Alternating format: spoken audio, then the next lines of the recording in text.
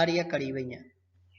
Exceptuando los grandes grupos culturales, se puede afirmar que en las Américas indígenas no existían verdaderas religiones, sino conjuntos de creencias en las que el animismo, el fetichismo, la magia y otras formas religiosas se mezclaban y alteraban.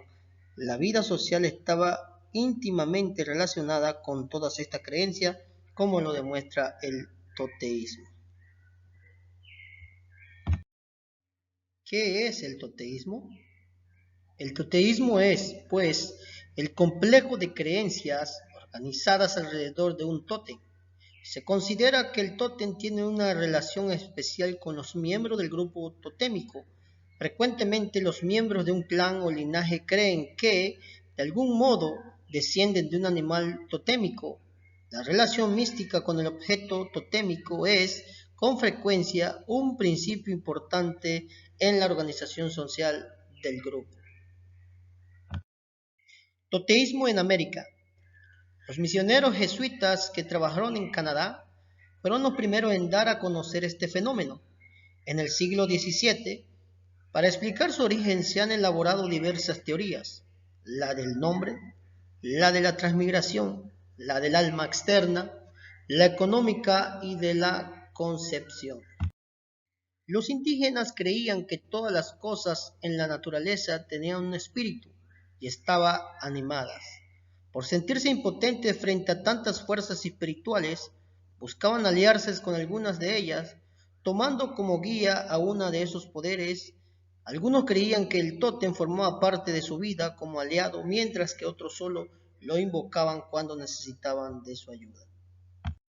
En el segundo caso, suponían que era descendiente del tótem e ignoraban la paternidad humana. En el primer caso, el grupo totémico estaba unido por el doble lazo de la sangre y el tótem.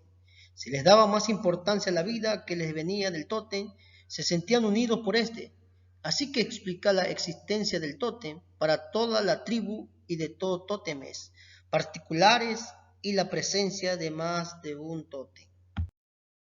La religión de los indígenas que habitaron la región caribeña estuvo profundamente marcada por rasgos totémicos. Al igual que la mayoría de los pueblos del continente, aceptaron la creencia en un ser supremo, pero sus creencias y prácticas religiosas no superaron al nivel animista. Cultura caribeña.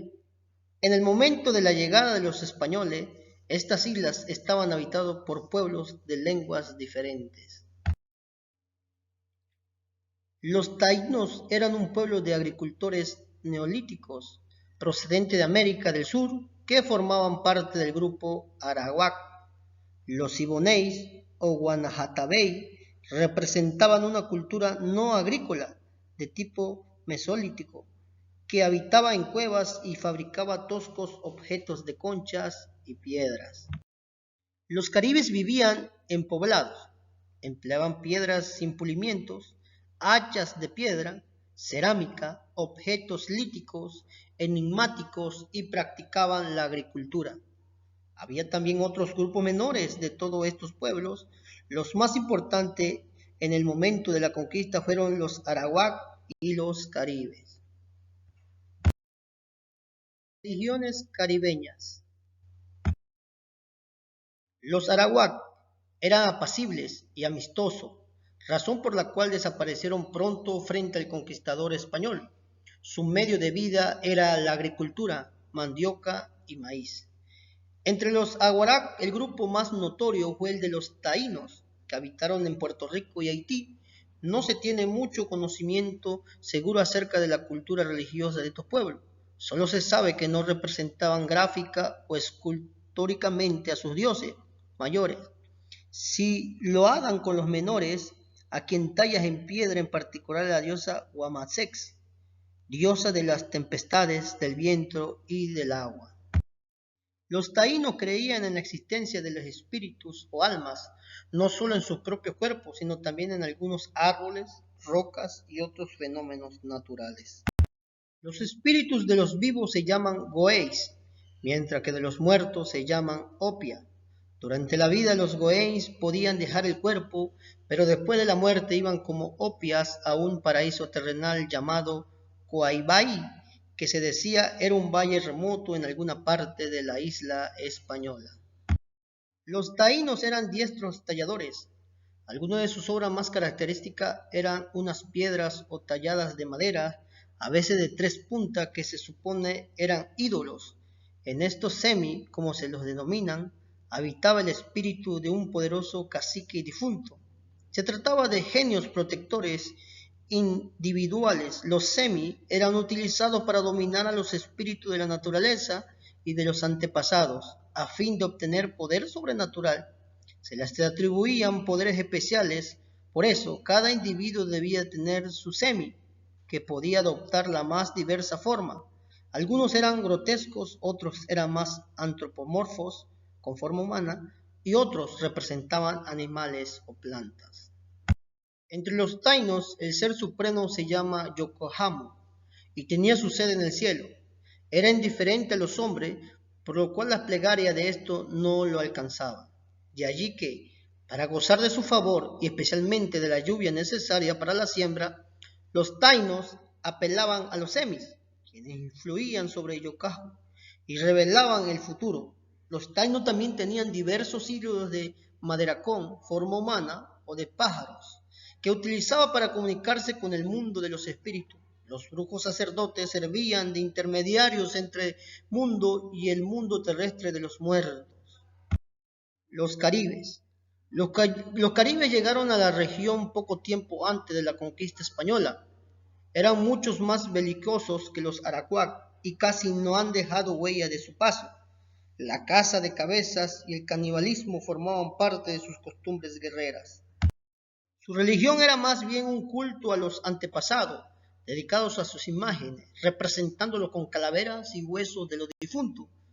En el siglo XVII, los caribes todavía utilizaban huesos de sus antepasados para predecir el futuro. Los caribes creían también en la existencia de numerosos espíritus de difuntos malintencionados, bajo la forma de gnomos de los bosques, enanos fantásticos y deformes. A estos espíritus malos o maboya se le atribuían todas las desgracias. Eran invisibles, pero un mal olor denunciaba a veces su presencia. Para contrarrestar sus amenazas, los caribes llevaban consigo pequeñas figuras de madera. Había también una pluralidad de almas que ellos asociaban con los latidos del corazón y las arterias. A diferencia de los taínos y otros arawak, los caribes hacían descender el primer hombre del cielo.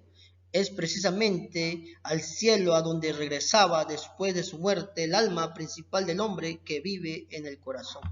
La función de los chamanes era controlar a los malos espíritus. Las ceremonias se hacían de noche y a oscuras, ya que los espíritus aborrecían la luz. Los caribes atribuían las enfermedades a las influencias de agoreros que podían controlar a los maboyas.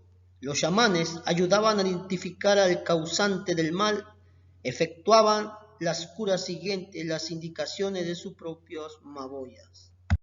Cuando los primeros misioneros españoles preguntaron a los caribes sobre sus creencias, estos dijeron que creían en un poder superior sin nombre, que vivía en los cielos y era toda bondad.